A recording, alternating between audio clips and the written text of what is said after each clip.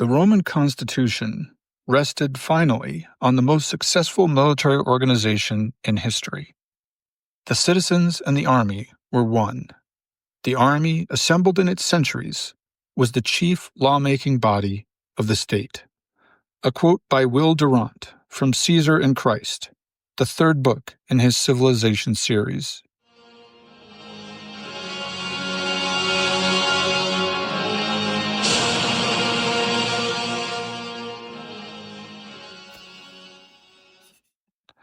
Welcome to the Western Traditions podcast. This is the 8th episode in the Roman series and the first episode to discuss the Roman Republic. It is the year 509 BC. The last Roman king has been exiled from the city, and now the patricians of the Senate will endure as collective ruler over the city and its expanding territories for nearly the next 5 centuries. If you would like to help this podcast endure, then please visit my website at western-traditions.org. That's western-traditions.org.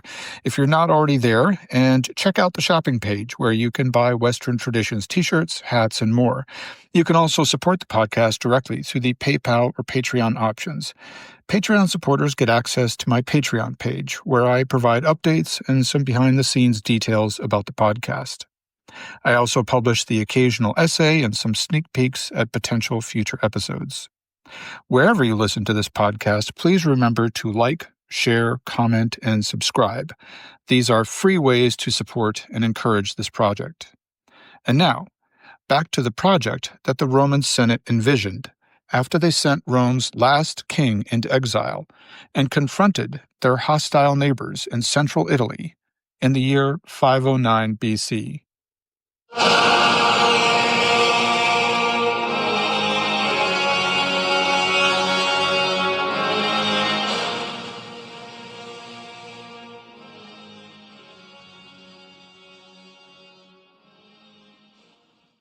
In all the events that follow in this episode, it should be remembered just how small Rome was at the time when the Senate took over completely.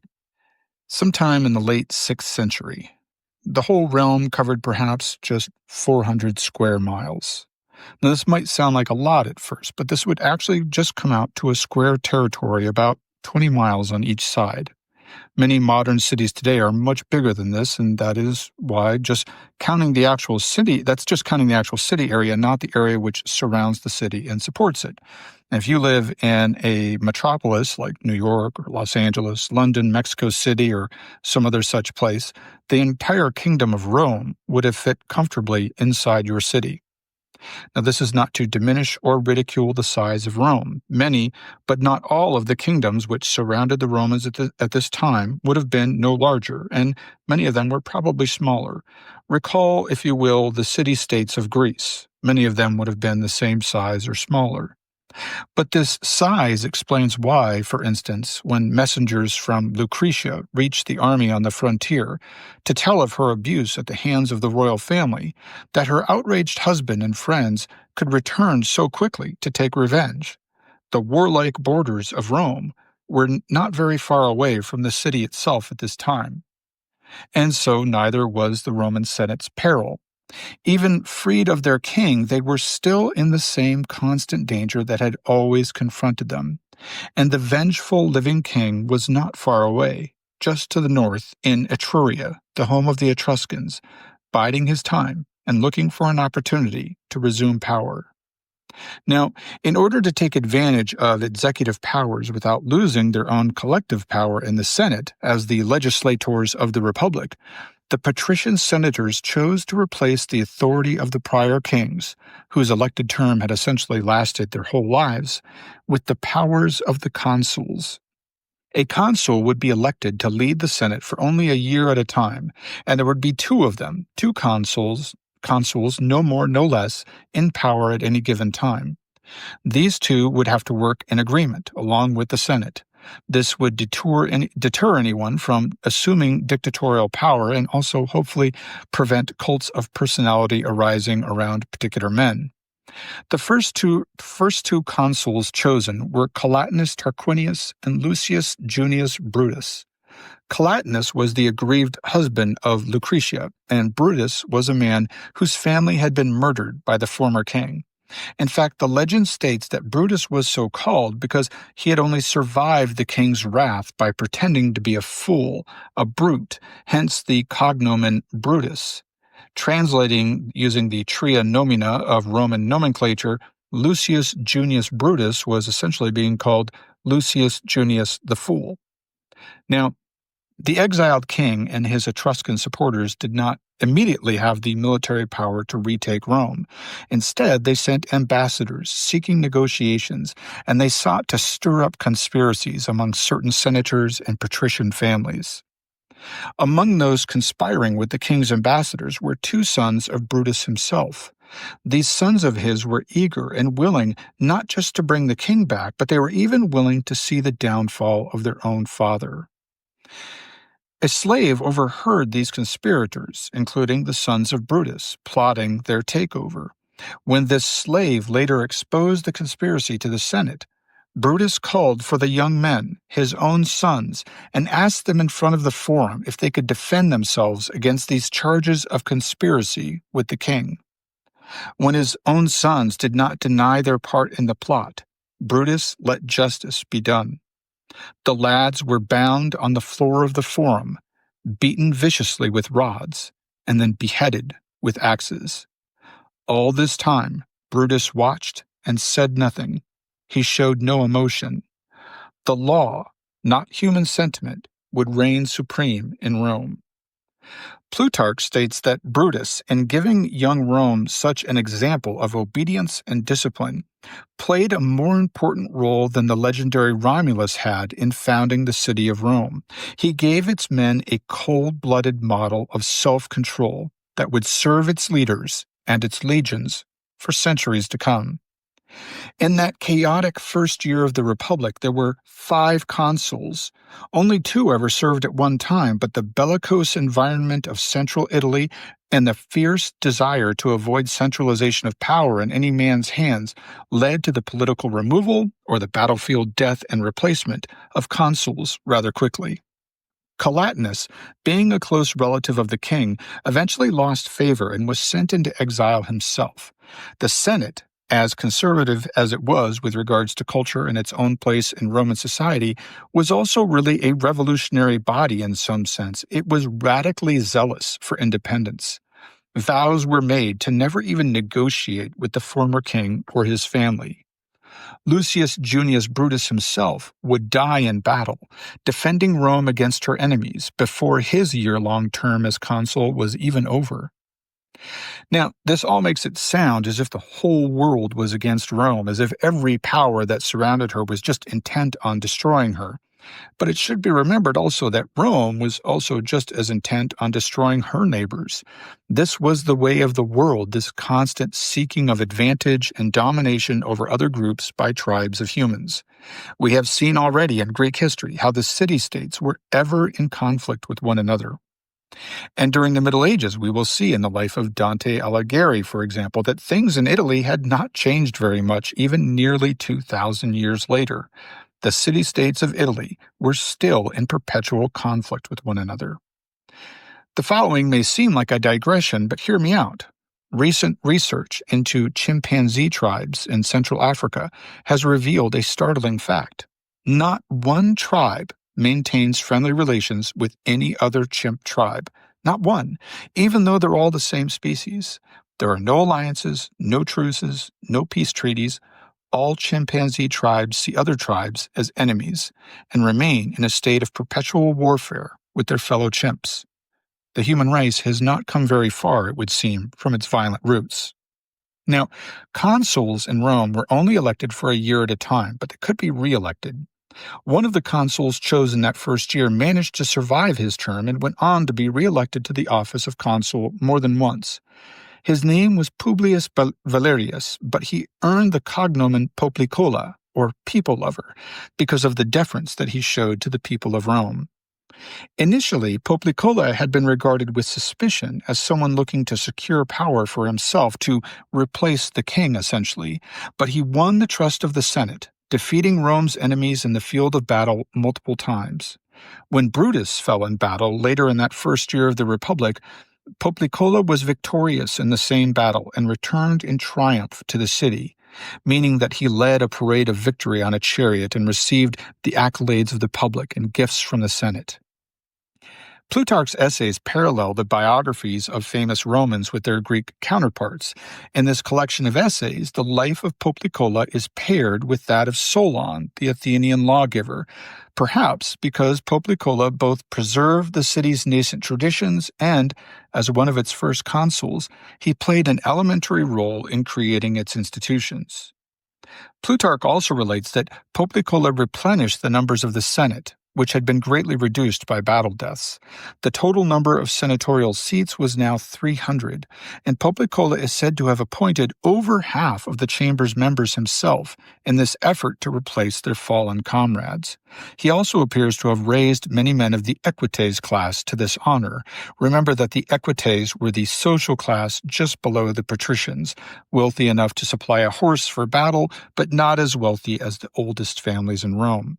Thus, Poplicola elevated many new families to join the patrician class. So there was this upward mobility in early Republican Rome, but it only came at the cost of blood. Poplicola also, Plutarch alleges, made a law allowing any man to kill another man who aspired to tyranny.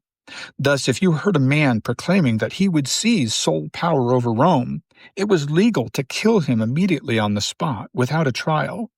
This would in fact be the justification for Marcus Junius Brutus, a descendant of the first consul Lucius Junius Brutus, centuries later to assassinate Julius Caesar, that the man had intended to become king.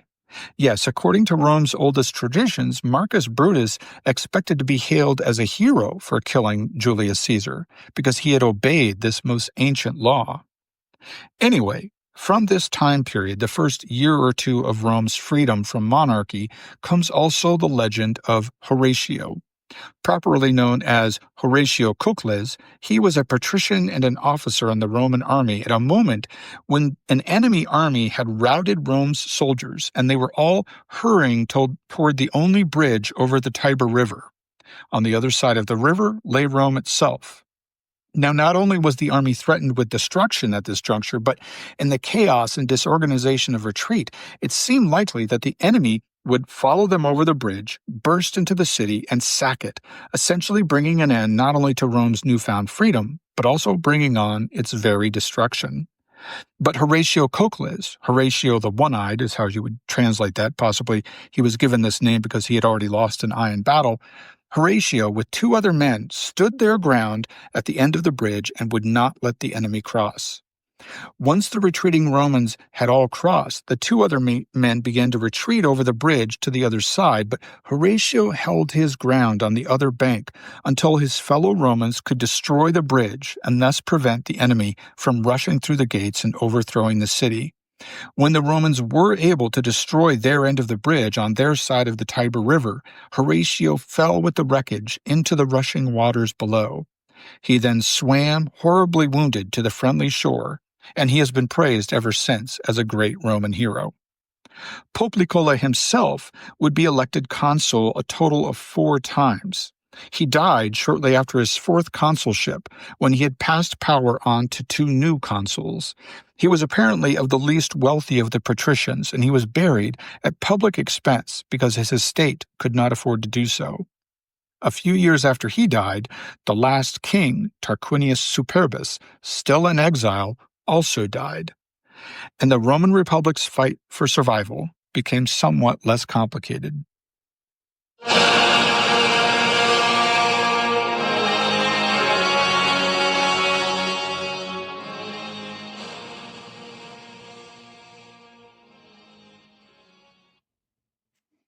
But just how was this newfound republic going to be governed?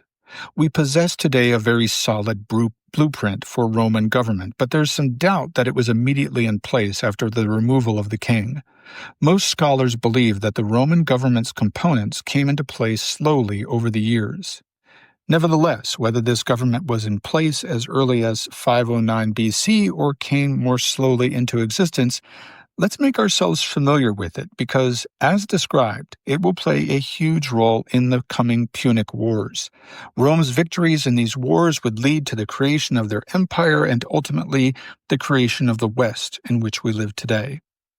So you might think that I would begin this explanation of Roman government with the two consuls, who were the executive branch of the government, but as in the written document of the United States Constitution, things really begin with the legislative body, which in Rome was primarily the Senate.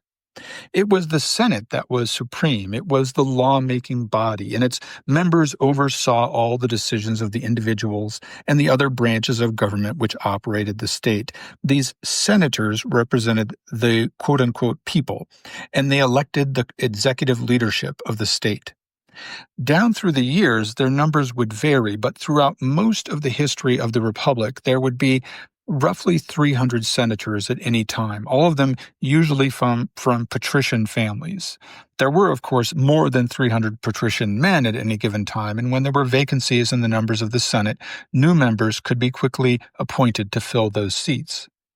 It seems like the new members were initially appointed by the consuls, but obviously the Senate had to also accept the new members and might even deny them a seat if they felt that the newly appointed senator was not a good fit. In fact, the U.S. Constitution originally gave its own legislature the right to deny new members as well, but this right has been since explained away by court decisions. It is naturally tempting to regard these senatorial patrician families as just some effete ruling class, leading lives distant from the experiences of their subjects, but we should temper this emotional response with a dose of reality.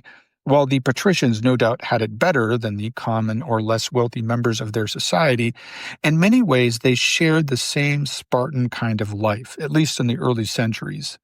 The Senate met and sat on hard wooden benches in a chamber in the Roman Forum, and there was no air conditioning of any kind, nor was their meeting room even heated during winter. They lived on a diet only a little improved over that of their poorer countrymen, and they often worked the land alongside their servants. As we have seen with other kings and queens in our own stories of ancient times, even with, say, the story of Odysseus, the rulers led lives only slightly better than the people over whom they ruled. I will mention again the example of Cincinnatus, but I'm going to save his story for the next episode.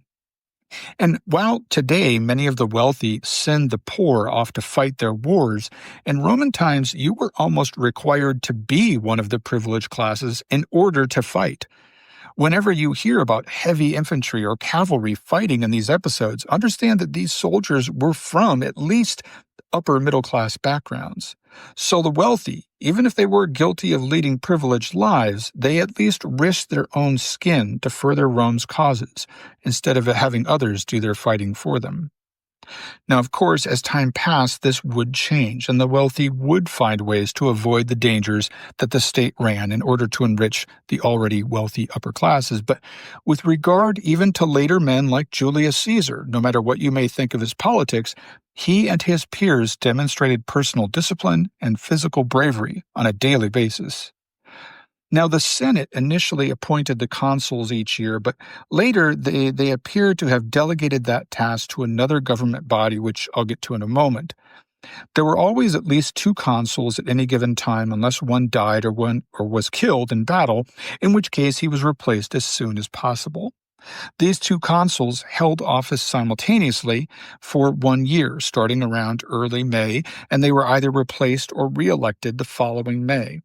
Re-election was possible, but not too common, for fear of giving the consul the idea that he had a right to the office, and no member of the Senate wanted to give any other senator the idea that he might rule as king over the rest of them.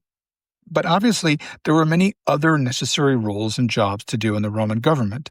There were the censors, for example. The censors, there were usually always two of them at any time. They were elected to longer terms, usually somewhere between 18 months and 5 years, depending on which era of Rome that you look at. But they were in charge of the census, of government finances, and they were in charge of public morality.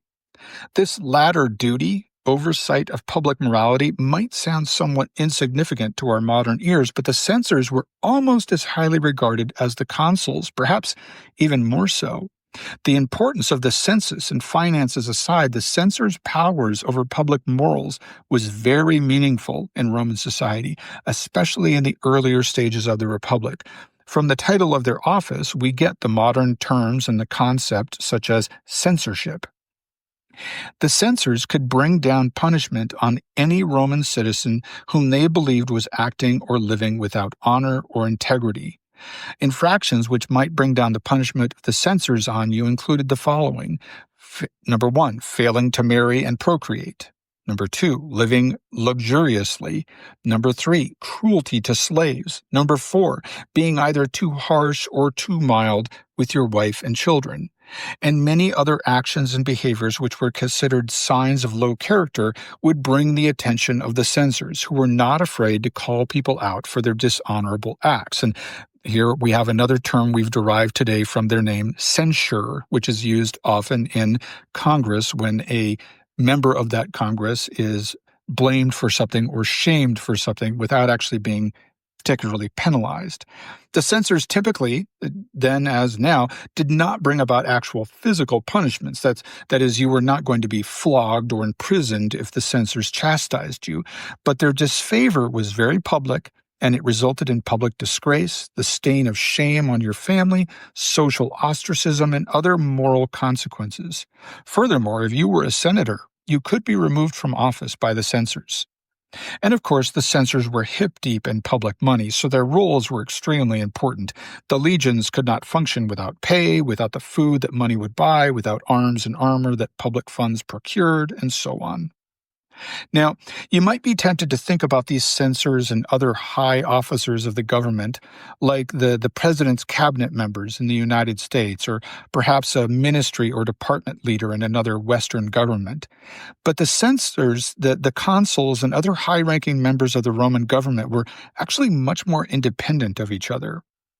Using the United States as an example, a cabinet member such as the Secretary of State, the Secretary of Defense, or the Treasury, he's really expected to simply carry out the desires of the president.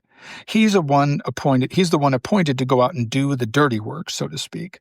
If the president is unhappy with his Secretary of Labor, for example, he can simply remove that individual. Not so in the Roman government. The consuls, for example, could not remove the censors, nor could the censors remove the consuls.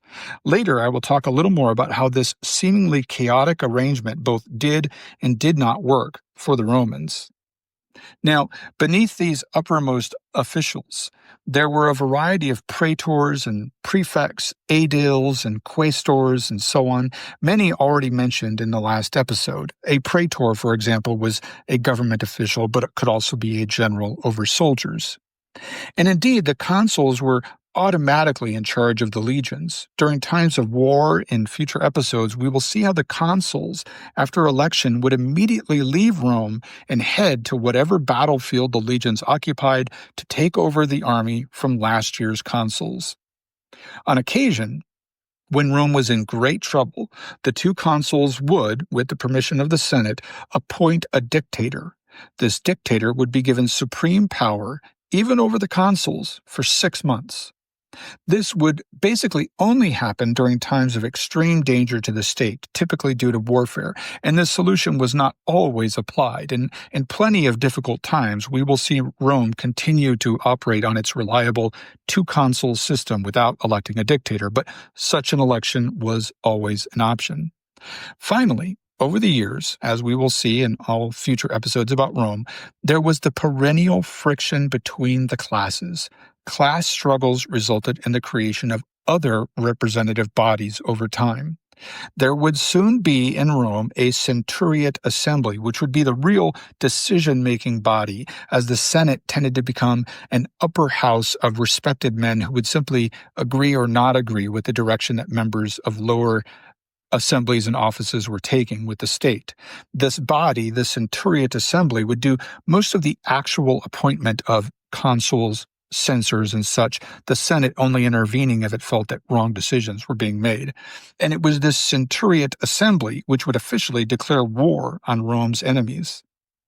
Then, eventually, the tribunal assembly would come into being. This was essentially a lower house of the government. In some ways, you might think of it like a House of Commons or the U.S. House of Representatives, which was elected by the common citizens of Rome, and of whom there would be many more over time as Rome liberalized just what citizen meant.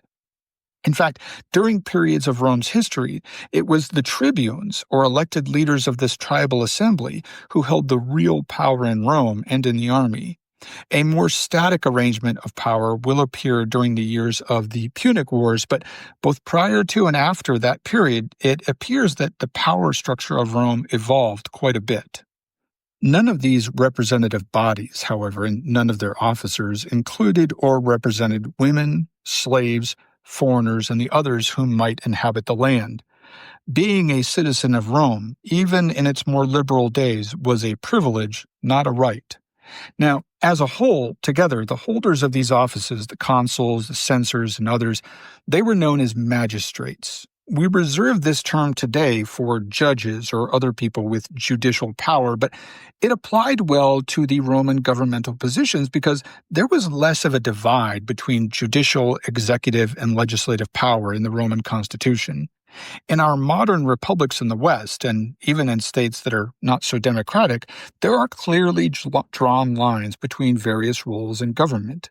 The executive branch is independent of the legislative. The judicial branch is separate from the executive, and military power is completely separate. Generals command on the battlefield, not in the public streets. But in ancient Rome, there was as yet less distinction between these roles, between these branches of authority. And just as an office holder like a consul or a praetor might have powers that mixed executive, judicial, and legislative powers, they also often held military power as well.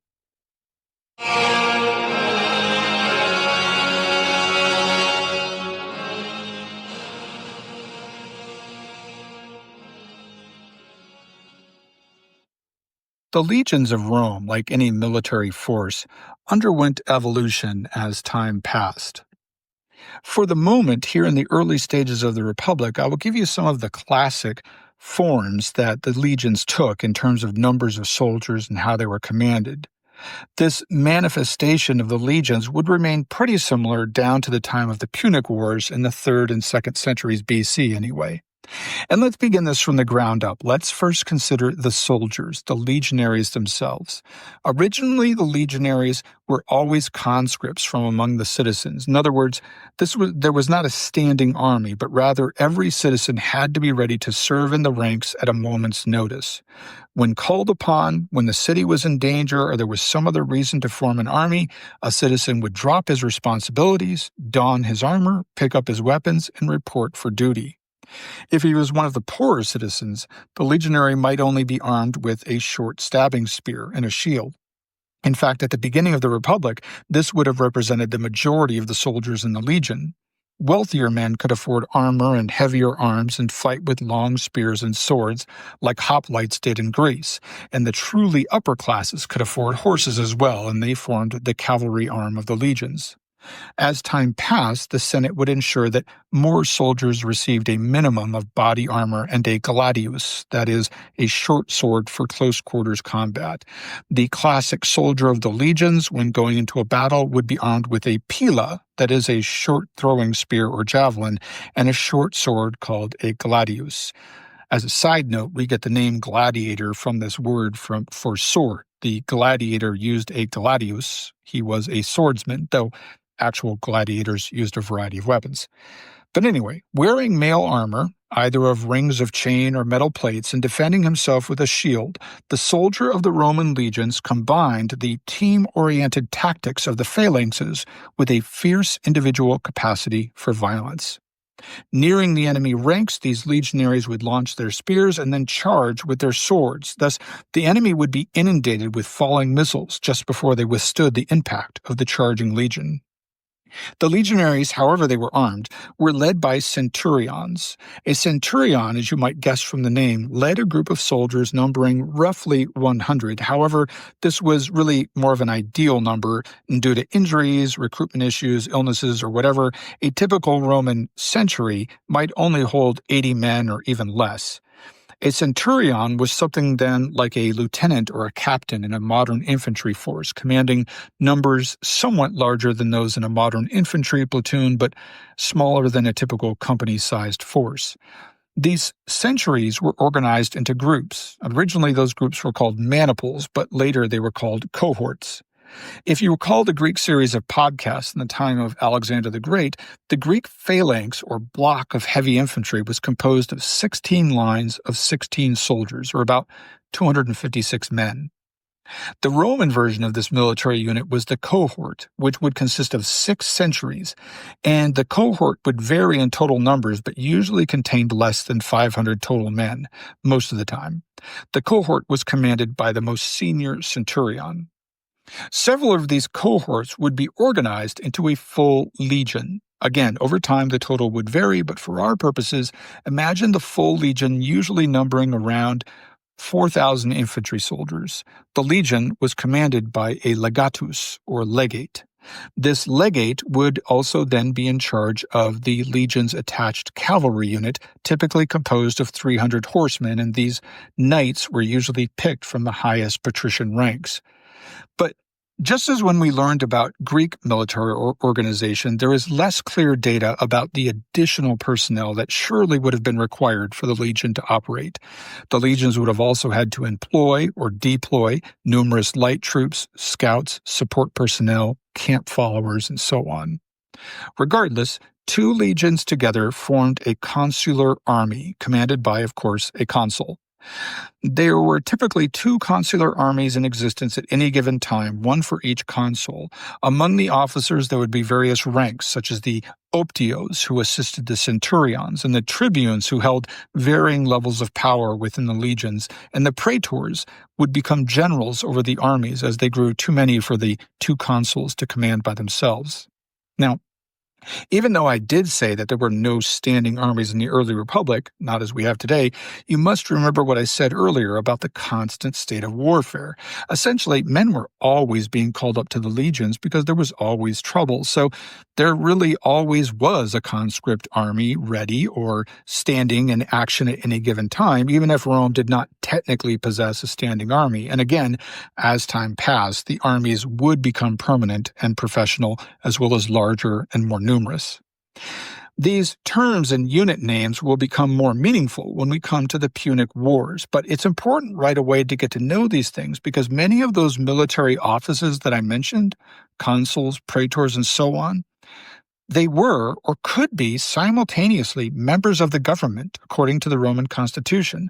Consuls, for example, were automatically both civil leaders and military commanders. There was just less distinction between the branches and departments of the government for the Romans. And now, having mentioned the Constitution, I think it's time to turn back to the civil arena of Roman life, so to speak, and to dig a little deeper into explaining the overall framework which organized the Roman government. In particular, we should look at the famous 12 Tables of Roman law.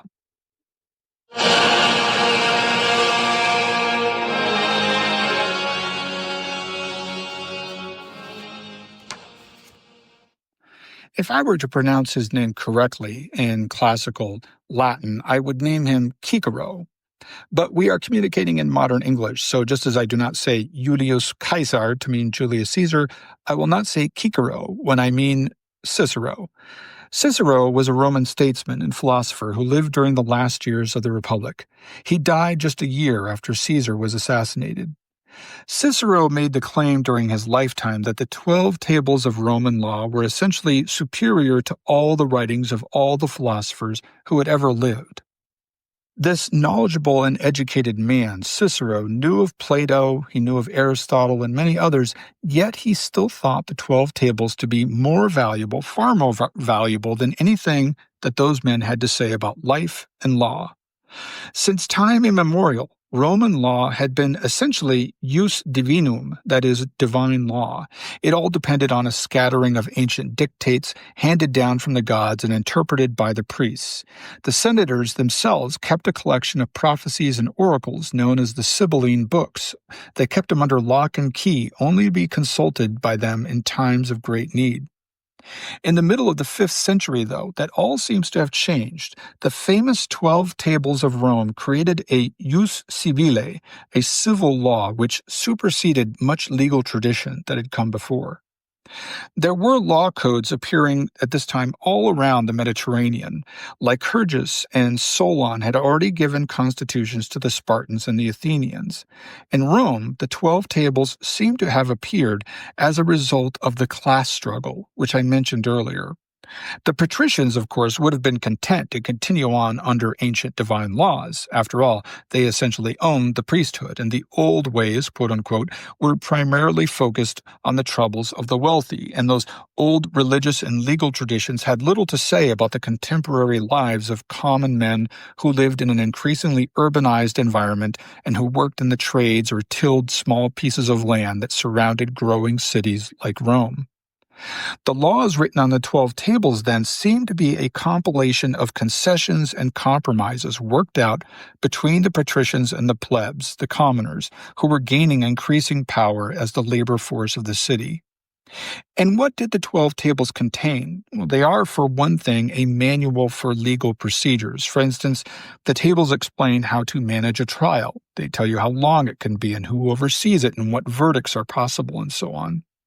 The tables also delineate specific rights that citizens and others had. They describe the privileges and duties of fathers who receive particular attention. Fathers were commanded to euthanize deformed children, for example, in these commandments, and such men were also permitted to remove their wives from their homes and to divorce them at will. A significant amount of space is given to instructions and restrictions for women in the 12 tables. They explain, for example, how a woman's property becomes her husband's property after a year of marriage.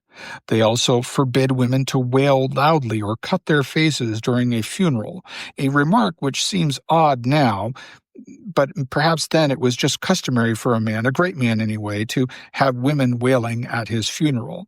The wailing might have been truly inspired by grief, but it was also simply an expectation, a part of the ritual of death, to have such wailing at the graveside.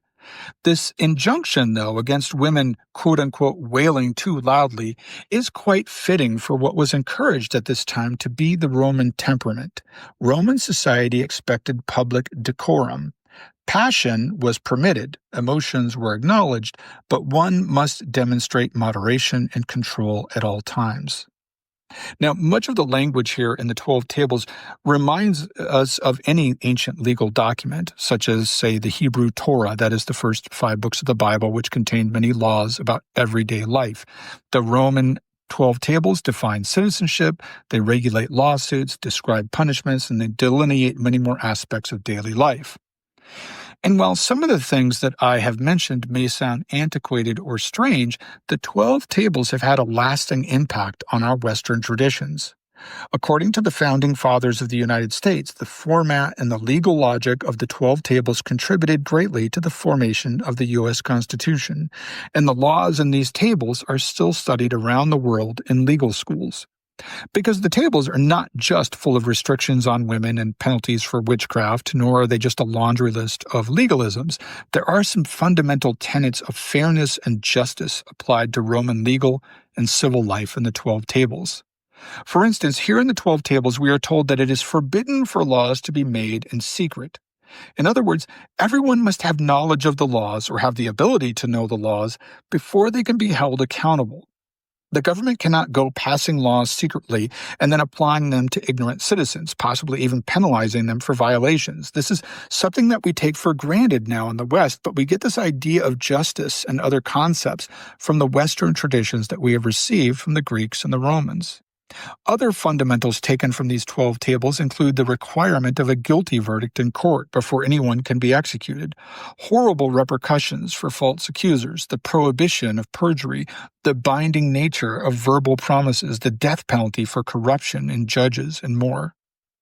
However, if you've been paying close attention, you might have already noticed some discrepancies, some inconsistencies. For instance, earlier in this episode, I mentioned how Pope Nicola made it legal to kill a man on the spot if he aspired to tyranny, to the monarchy. That doesn't really square with the idea in the 12 Tables that no one can be executed without a guilty verdict in court.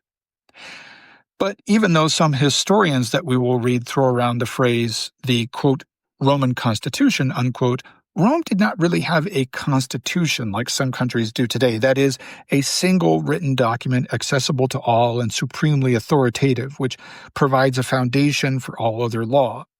Instead, it was perhaps a little more like the British Constitution.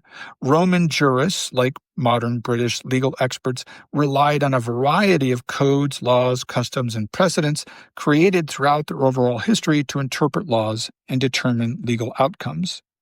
However, there were some firm parameters to all this, with things like the 12 Tables providing clear judicial guidance, even if it was not an entirely all-encompassing constitution. Perhaps it could be said that the Roman Constitution was based on the 12 Tables, but any citizen or jurist looking for legal guidance had to consider not only the 12 Tables, but also a panoply of ancient traditions, legal precedents, and at times they simply had to fall back on Roman gut instinct. Will Durant calls the Roman system a, quote, clumsy confusion of checks and balances in which nearly every command could, in times of peace, be nullified by an equal and opposite command, unquote. Now there's a key subordinate clause in that sentence, in times of peace. Perhaps that's what allowed such a muddled governmental organization to endure for nearly 5 centuries. It was its almost continual state of war. The early republic was always in danger and focused on external enemies. When the Punic Wars came centuries later, Rome became so focused on expansion that it again had a motive for cultural unity which was undeterred by any internal weaknesses, such as an unsatisfactory legal system. Finally, though, when it had achieved incredible territorial expansion in the late 2nd century BC, the dissatisfaction of the masses with the social and legal environment within Rome began to percolate. The history of the Republic after that juncture is one of chaotic government and a series of men seizing power to try to control the juggernaut of social upheaval. By the time of Julius Caesar in the following century, corruption and social unrest had brought matters to a boiling point. So the Roman Constitution was not really any kind of revolutionary document, nor was it a product of any sort of radical social experiment or movement, even though I mentioned how it codified certain fundamental concepts of fairness regarding legal openness, criminal charges and verdicts, and so on. No, even though Will Durant declared that with the 12 Tables, quote, Rome decided not to be a theocracy, unquote, Rome still maintained a harsh civil discipline, about which Durant also says, quote, the 12 Tables constituted one of the severest codes in history, unquote. The 12 Tables freed Roman men from many illogical superstitions of the past, and it mandated that they have a source to which they could appeal regarding legal matters, but it still left them bound to a code of conduct built out of fierce personal expectations, and it acknowledged many privileges for the wealthy, and it did almost nothing for women, children, and slaves. For example, the 12 Tables gave Roman men free rein to chastise their families and their household slaves up to and including the option to kill any one of them without recourse to judicial inquest. Though paradoxically, at the same time, it did chastise men who were too severe on their families and slaves. From this, though, we get the concept of paterfamilias and the legendary Roman legal privilege granted to Roman men that allowed them to kill their own children outright, without explanation, without need for a trial, at any time. The father was supreme in Rome. His power over the household was known as the patria potestas, the power of the father. Everyone else had to live in fear of the father. The Roman father was the only one who really had recourse to the law. At the same time, while we emphasize this here with regard to the Romans, really, fathers possessed a sort of supreme power in their own homes in almost every culture. Rome just gets a bad rap for it because it left such a great footprint in our past while other cultures faded into obscurity. Roman fathers, even the least wealthy, had to be supported, though, because they led the households which produced the children who would become the future mothers and the future workers and soldiers of the Republic. As the soldiers defended the land or expanded its territory, other men worked the land and brought forth the fruits upon which the nation would sustain itself.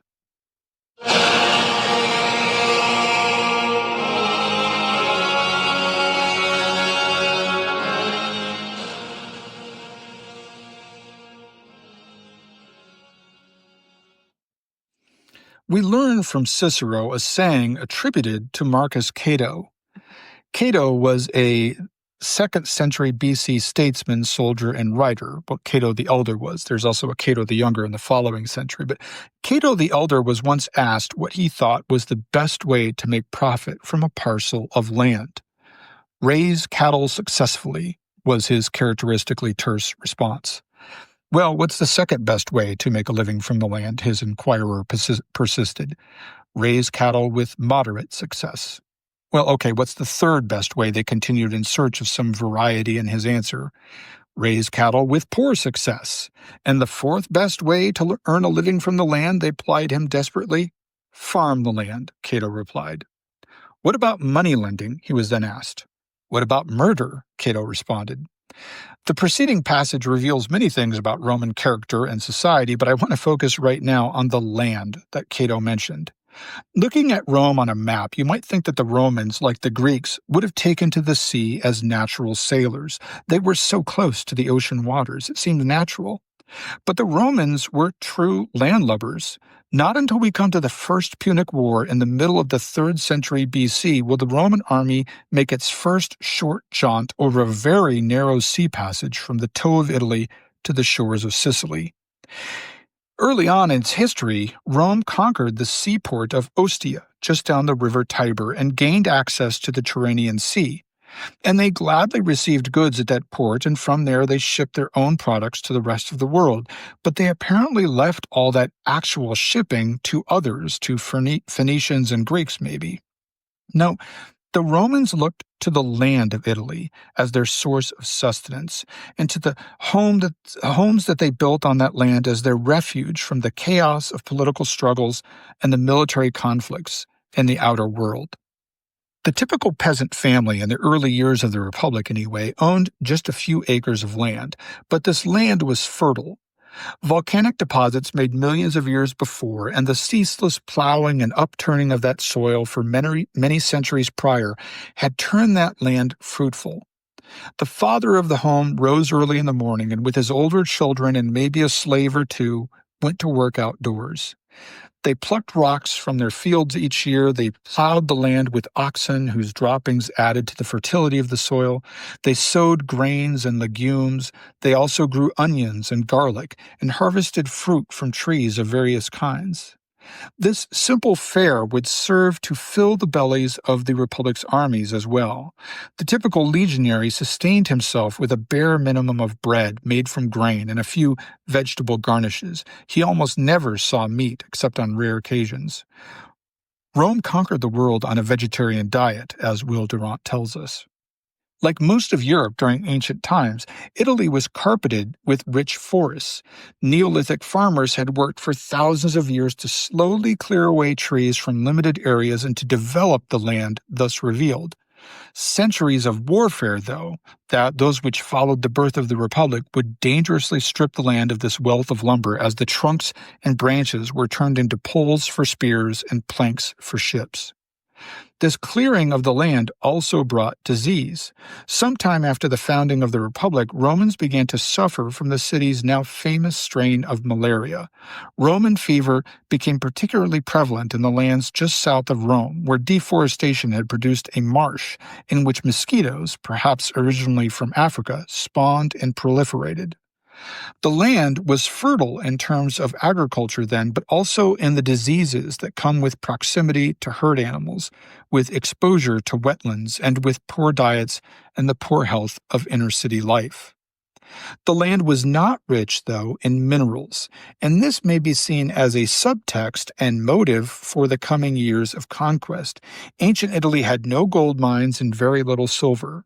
There was some iron and other base metals, not enough really to support local industrial development, but enough apparently to make swords and spears for that Spartanly fed army to go out and conquer lands with richer deposits of ore. In the coming centuries, as Mediterranean trade continued to improve, figs, grapes, and olives would be introduced and bring some welcome variety to the local diet. But over time, war would also bring variety into the life of the sturdy peasant farmer of ancient Italy. Returning from one war or another, a farmer would find his fields in disarray due to neglect or destroyed by enemies. To rebuild, the peasant farmer often had to go into debt. The 12 tables had forbidden anything much higher than 8% interest on money lending, but lenders and usurers always found ways around this, and frequently interest rates of 15 to 20% were applied to such loans. When these debts overcame his ability to repay, the farmer sold his land to an aristocrat, who merged many such small holdings, all acquired inexpensively, into latifundia, or broad farmlands, and there the patrician pastured those cattle of which Cato spoke at the beginning of this segment, while the now propertyless peasant moved to the city or became a hired hand on his own land, where he mingled with the slaves of the new landowner. If he was lucky, he could become an overseer. Otherwise, the overseer would likely be a slave himself. If he chose to move to the city, the now landless peasant joined the sullen proletariat there, and in its streets he brewed the rebellion that would threaten Rome's peace again and again as the city lurched slowly toward autocracy and empire.